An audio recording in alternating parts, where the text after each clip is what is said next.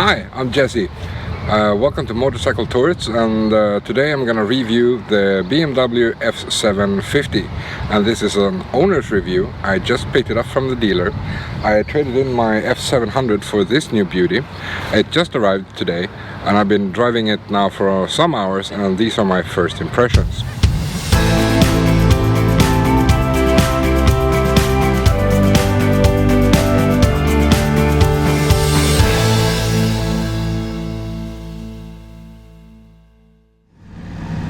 Hello YouTube!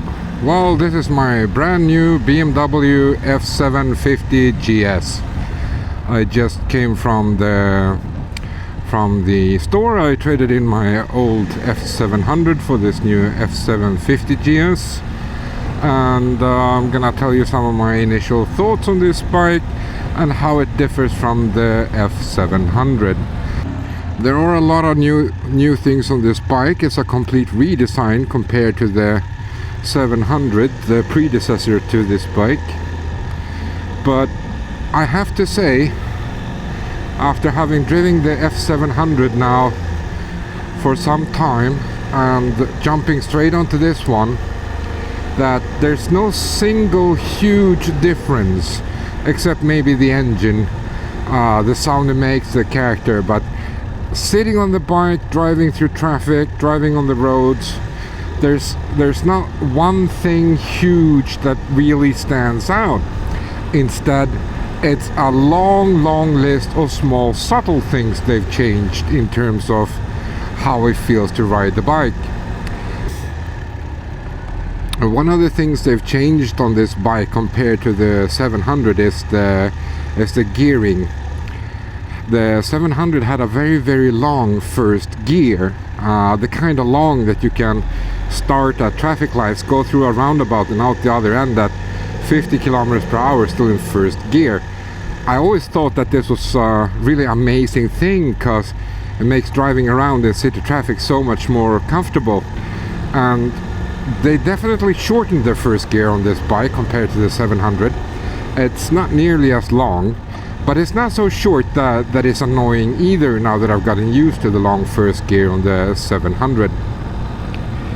In fact, I can comfortably drive around in town in first, second and third gear without really thinking about it. It's not like I worried perhaps that they changed the first gear so much that it will feel like a very different bike or very difficult to get used to.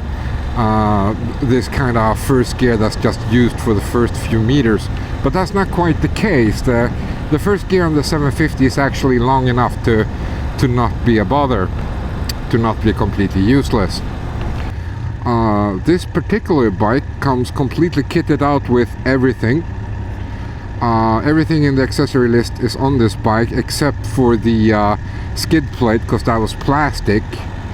And I think I'll wait for Touratech to make one out of metal before I stick one of those on. But aside from that, it's as kitted as can be. And that also means that I will be able to review all of the nifty features and all the accessories on this bike that's available for purchase. So if you are thinking of buying one of these bikes, or the 850, the F850GS, and you're curious about one of the accessories like the Quick Shift Pro, or the one of the riding packs, or the cruise control or something like that, I will have reviews of that upcoming in the next few days. The display is actually quite legible even in this kind of direct sunlight slant, at sunset, the worst kind of light that is hitting the screen now and then from the side or from behind, and the screen is actually readable in every light, and that's a very good plus.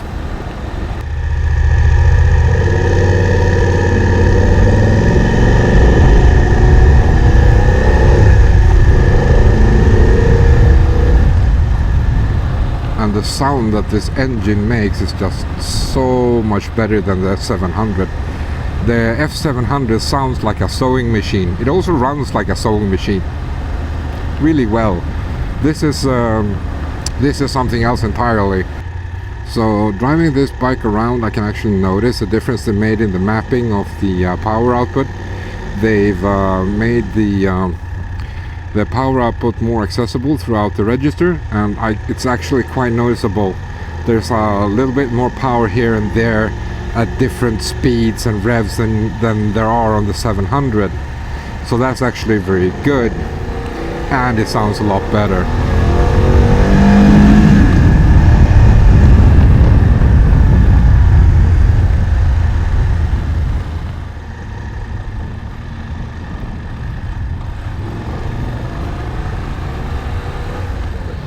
Coming from F750GS, I can tell you that there are a lot of differences. This bike truly has been redesigned from the ground up, as BMW claims. The suspension has also been upgraded, and you can truly feel the difference riding on bumpy roads. Especially if you're a bit on the spherical side, as I am, then you can feel that the suspension swallows more of the unevenness on the road than the 700 did, and does it better. This bike also comes equipped with the SOS emergency call system, which allows me to open this little latch and push a button in case of an emergency. The bike will also automatically call for emergency if it detects a crash, for which I'm very, very grateful. The handguards on this bike that are stock are made out of plastic and not really worth much more than just a wind protection. I'm hoping that Touratech or one of the other suppliers will come out with a replacement made out of metal in the near future. This bike comes equipped with the Quick Shift Pro, which is actually a very neat little feature, which allows you to switch gears without using the clutch. One of the best things is actually when you're gearing down, it actually revs up the engine to perfectly and smoothly meet the lower gear, so you don't have that kind of a hiccup which can happen if you're driving on high revs and you gear down and you miss revs and there's a large difference. Gearing upwards, I don't see a huge benefit. It's a convenience thing, I suppose.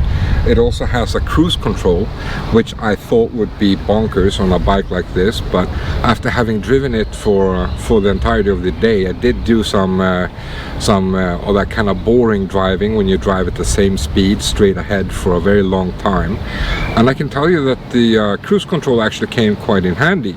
I tried it out, and I could let go of the throttle and rest my hands just on the steering, and it was actually quite relaxing. I can imagine on long trips where you're driving for days on end on highways, that would actually be very, very good.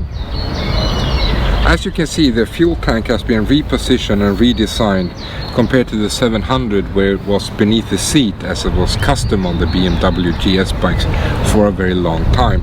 I actually found that very convenient, especially when you're stopping at a gas station to fill up. You could reach it, and the bike was tilted perfectly so you could fill it up all the way. Now you actually have to put it on the central stand if you want to squeeze in every single drop you can. Riding this bike is buttery smooth. Everything is buttery smooth. The throttle is buttery smooth. The engine is buttery smooth. The suspension is perfect. Does everything it should do on a bike like this. But then again, I don't think you can expect anything less in a bike in this premium segment at this price in the year of 2018. But all in all, I think BMW has done a very, very good job. And that concludes my initial thoughts on the BMW F750GS. In the coming days we will be reviewing it more in depth, comparing it to the old 700, as well as comparing it to another 750 without all the accessories, a more stock version. So if you're interested in hearing the different sound between the high performance sports silencer from Akrapovic compared to the stock exhaust, stay tuned, subscribe to the channel, and it'll be coming in the next few days. Thank you for watching.